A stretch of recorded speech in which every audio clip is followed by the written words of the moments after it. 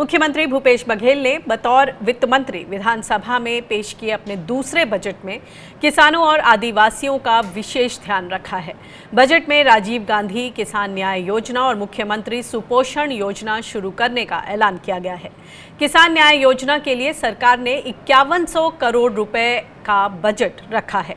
दरअसल कांग्रेस ने विधानसभा चुनाव के समय किसानों को धान के लिए 2500 रुपए प्रति क्विंटल दाम देने का वादा किया था, लेकिन केंद्र सरकार ने न्यूनतम समर्थन मूल्य से ज्यादा कीमत पर खरीदे जाने वाले धान को सेंट्रल पूल में लेने से इनकार कर दिया था।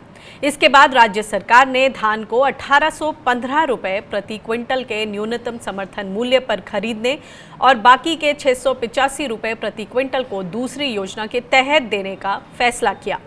किसान न्याय योजना को इसी मकसद से लाया गया है। सीएम बघेल ने अपने दूसरे बजट को संजीवनी बजट बताया है।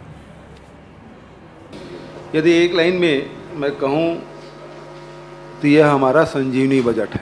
अर्थव्यवस्था को संजीवनी है, खेत गांव और किसानों को संजीवनी है, शिक्षक से लेकर स्वास्थ्य तक संजीवनी है, आम जनता के हितों से जुड़े हुए हर मोर्चे और हर वर्ग के लिए यह बजट प्राणों का संचार करने वाला संजीवनी है। विगत वर्ष के प्रावधान जारी रखे गए हैं और नए प्रावधान भी किए गए हैं।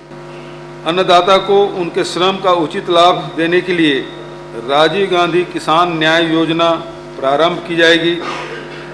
योजना का लाभ वर्ष 19-20 के लिए भी दिया जाएगा।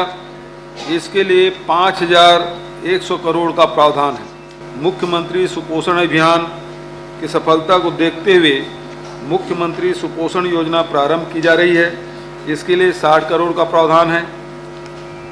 आंगनबाड़ी केंद्रों में बच्चों के लिए ऊंचाई, लंबाई एवं भार मापक यंत्रों की व्यवस्था के लिए 25 करोड़ का प्रावधान है। राज्य के पूर्व मुख्यमंत्री डॉक्टर रमन सिंह ने दूसरे बजट को निराशाजनक बताया है। उन्होंने कहा कि कृषि क्षेत्र की विकास दर और अर्थव्यवस्था में इसकी भागीदारी में गिरावट आई है। ये बजट स्टेट के डेवलपमेंट को पीछे ले जाने वाला है और ऐसा निराशाजनक बजट मैंने आज तक नहीं देखा।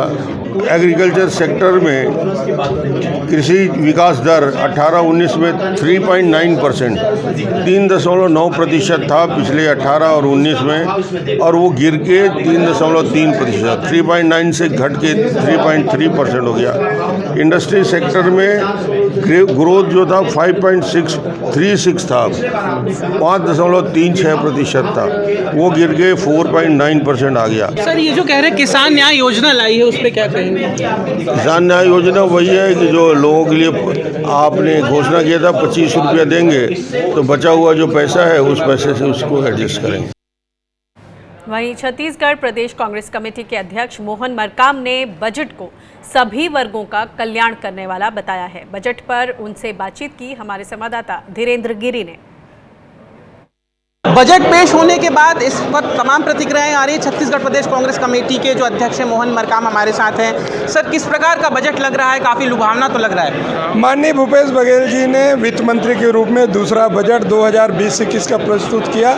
ऐतिहासिक बजट है। छत्तीसगढ़ के 2 करोड़ 80 लाख जनता के हितों की रक्षा की है। छत्तीसगढ़ की अर्थव्यवस्था, ग्रामीण अर्थव्यवस्था किसानों के इर्द गिर्द घूमती है। उसके लिए किसानों के लिए न्याय योजना के तहत 5100 करोड़ का प्रावधान किया गया है। 2003 से लगातार शिक्षाकर्मी आंदोलित थे, उनको रेगुलर करने के लिए उनमें प्रावधान किया गया है। साथ ही मजदूर आम जनता के साथ साथ व्यापारियों का भी विशेष ख्याल रखा गया है। कोई उन्होंने टैक्स नहीं बढ़ाया है। बहुत सारे प्रावधान हैं, क्योंकि आप तो प्रदेश के नेता हैं लेकिन बस्तर का प्रतिनिधित्व करते हैं। कितना कुछ मिला बस्तर को, खासकर पर्यटन और युवाओं को? बस्तर में बहुत विशेष ज़्यादा प्रावधान किया गया है। बोधघाट परियोजना फिर से चालू करने के लिए बस्तर में सिंचाई का रकबा कैसे बढ़े उसके लिए प्रावधान किया गया है। जगदलपुर, कोंडागांव, सुकमा से लेकर दंतेवाड़ा कई जिलों में उसके लिए प्रावधान किया गया है। सड़कों को जोड़ने के लिए पुल पुलिया और आम जनता को कैसे लाभ मिले उसके लिए भी विशेष प्रावधान किया गया है। कहीं ना कहीं बस्तर के लिए भी विशेष प्रावधान है। अच्छा मरकाम जी, विपक्ष को अभी भी ये बजट उतना नहीं सुहारा, क्या कहेंगे? देखिए 15 साल रहे हैं सरकार में, 15 साल इस छत्तीसगढ़ की जनता का विशेष ख्याल नहीं किया, इसीलिए 14 सीटों में आके सिमट गए। छत्तीसगढ़ की माननीय भूपेश बघेल जी के नेतृत्व में कांग्रेस की सरकार लगातार काम कर रही है, इसीलिए हमने नगरीय निकाय, पंचायत चुनाव से लेकर उपचुनाव जीते हैं। तो कहीं ना कहीं छत्तीसगढ़ के 2 करोड़ 80 लाख जनता के हितों की रक्षा करने के लिए ये बहुत अच्छा बजट है। है कि भले ही विपक्ष को ये बजट उतना ना आकर्षक लगे, लेकिन छत्तीसगढ़ में और छत्तीसगढ़ के लोगों को ये बजट निश्चित तौर पर लाभ देगा।